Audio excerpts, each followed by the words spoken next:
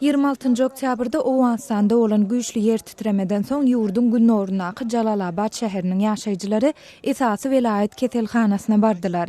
Keselhanadaky lukmanlaryň berýän maglumatyna häzirçe 6 adamyň öleni we azyndan 30 adamyň ýaradar bolanyny habar berilýär.